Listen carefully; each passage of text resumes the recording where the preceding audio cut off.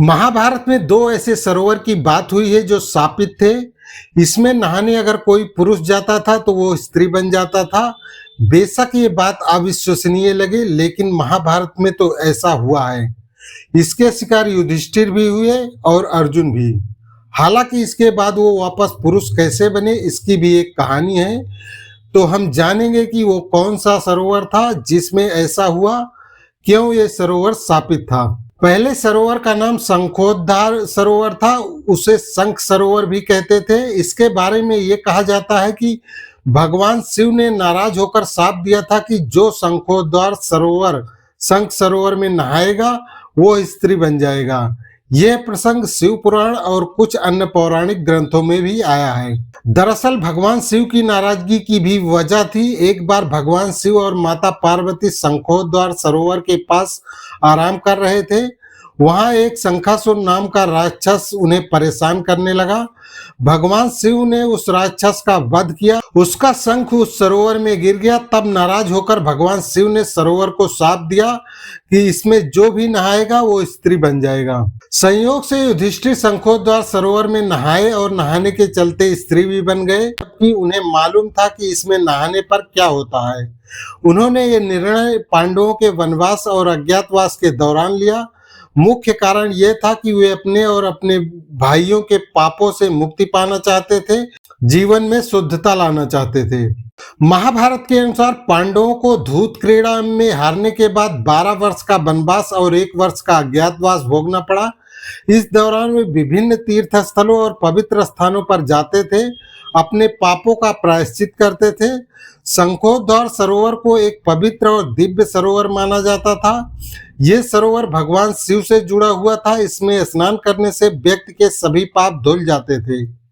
हालांकि भगवान शिव ने इस सरोवर को ये शाप भी दिया था कि इसमें जो भी स्नान करेगा वो स्त्री बन जाएगा। इसके बाद भी युधिष्ठिर ने ऐसा किया। युधिष्ठिर जैसे ही सरोवर में नहाकर बाहर आए, उनका शरीर सुंदर स्त्री के रूप में बदल चुका था। तब युधिष्ठिर ने भगवान शिव की तपस्या की, उन्हें प्रसन्न किया। भगवान शिव ने उन्हें वरदान दिया कि वो फिर पुरुष के रूप में आ सकते हैं। इस तरह वो फिर से पुरुष बन गए। पौराणिक कथाओं में ये सरोवर हिमालय क्षेत्र में स्थित माना जाता था। इसका उल्लेख शिव पुराण और अन्य ग्रंथों में मिलता है। हिमालय क्षेत्र में इसकी सटीक भौगोलिक स्थिति के बारे में स्पष्ट जानकारी उपलब्ध नहीं है। इसे अक्सर दिव्य आध्यात्मिक स्थल के रूप में बताया जाता है। ये भी कहा जाता है कि यह हिमालय की किसी दुर्गम या गुप्त स्थान पर स्थित है। कुछ मान्यताओं के अनुसार ये सरोवर कैलाश पर्वत के आसपास स्थित हो सकता है, क्योंकि भगवान शिव का निवास स्थान कैलाश पर्वत पर माना जाता है।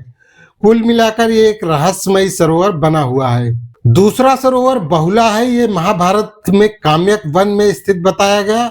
इस सरोवर के बारे में ये भी मान्यता थी कि इसमें स्नान करने से पुरुष स्त्री में बदल जाता है। महाभारत के अनुसार एक बार अर्जुन और उसके साथी इसी वन में डेरा डाले हुए थे। जब ये घूम रहे थे तो उन्होंने सुना कि बहुला सरोवर में स्नान करने से पुरुष स्त्री बन जाता है। इस बात की सच्चाई जानने के लिए अर्जुन ने उस सरोवर में स्नान किया। तुरंत ही वो एक सुंदर स्त्री में बदल गए। ये देखकर उनके साथी आश्चर्यचकित रह गए। उन्होंने अर्जुन को वापस पुरुष बनाने के लिए बहुत प्रयास किए, लेकिन वे सफल नहीं हो सके। आखिर में अर्जुन ने खुद ही अपनी दिव्य शक्तियों का उपयोग करके अपनी पूर्व अवस्था प्राप्त की। आजकल इस सरोवर का कोई पता नहीं है, लेकिन इसकी कथा महाभारत में आज भी जीवित है। यह कथा महाभारत के वन पर्व में वर्णित है। यह सरोवर भी एक श्राप के कारण ऐसा हो गया था। कथा के अनुसार एक समय एक अप्सरा किसी ऋषि को मोहने का प्रयास कर रही थी।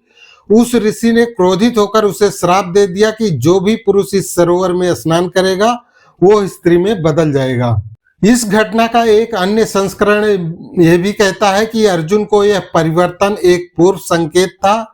आगे चलकर उन्हें अज्ञातवास के दौरान राजा विराट के दरबार में बृहन्नला नाम की स्त्री के रूप में रहना पड़ा। बहुला सरोवर का भी स्पष्ट भौगोलिक उल्लेख नहीं मिलता, लेकिन इसे पौराणिक तीर्थों में एक रहस्यमयी और चमत्कारी स्थान माना जाता है। कुछ विद्वान इसे वर्तमान राजस्थान, उत्तर प्रदेश या मध्य प्रदेश के किसी प्राचीन तीर्थ स्थल से जोड़कर देखते हैं। तो दोस्तों, अगर आपको वीडियो पसंद आया हो तो वीडियो को लाइक करें और एक प्यारा सा कमेंट करें। और अगर चैनल पे नए हैं तो चैनल को सब्सक्राइब जरूर करें। धन्यवाद दोस्तों।